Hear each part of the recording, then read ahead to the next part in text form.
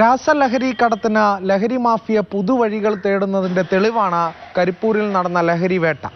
കസ്റ്റംസും air intelligence വിഭാഗവും ചേർന്ന് പിടികൂടിയത് മിഠായിയിൽ പൊതിഞ്ഞ ലഹരി. Chocolate, cake, cream biscuit. ഒറ്റ നോട്ടത്തിൽ വിവിധ ബ്രാൻഡുകളുടെ ഉൽപ്പന്നങ്ങൾ. എന്നാൽ ഉള്ളിൽ മാരക രാസലഹരിയായ MDMA.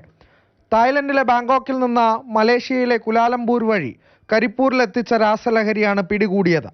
ചെന്നൈ സ്വദേശിനിയായ റാബിയത്ത് സൈനുദ്ദീൻ, കോയമ്പത്തൂർ സ്വദേശിനി കവിത രാജേഷ് കുമാർ, തൃശൂർ സ്വദേശിനി സിമി ബാലകൃഷ്ണൻ എന്നിവരാണ് കസ്റ്റംസിന്റെ പിടിയിലായത്. കസ്റ്റംസ് കൊച്ചി പ്രിവന്റീവ് യൂണിറ്റും എയർ ഇന്റലിജൻസ് കോഴിക്കോട് യൂണിറ്റും സംയുക്തമായാണ് പരിശോധന നടത്തിയത്. തായ്ലൻഡ് നിർമ്മിത 15 കിലോയോളം തൂക്കം വരുന്ന ചോക്ലേറ്റ്, കേക്ക്, ക്രീം ബിസ്ക്കറ്റ് എന്നിവയിൽ കലർത്തിയ രാസലഹരിയും 34 കിലോ ഹൈബ്രിഡ് കഞ്ചാവുമാണ് ഇവരിൽ നിന്നും പിടികൂടിയത്.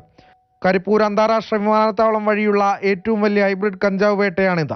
തിങ്കളാഴ്ച പോലീസും 18 കിലോയോളം ഹൈബ്രിഡ് കഞ്ചാവ് പിടിച്ചെടുത്തിരുന്നു. 2 ദിവസത്തിനുള്ളിൽ കരിപ്പൂർ അന്താരാഷ്ട്ര വിമാനത്താവളം വഴി കടത്താൻ ശ്രമിച്ചത് 52 കിലോയോളം ഹൈബ്രിഡ് കഞ്ചാവ്. മാതൃഭൂമി ന്യൂസ്, മലപ്പുറം.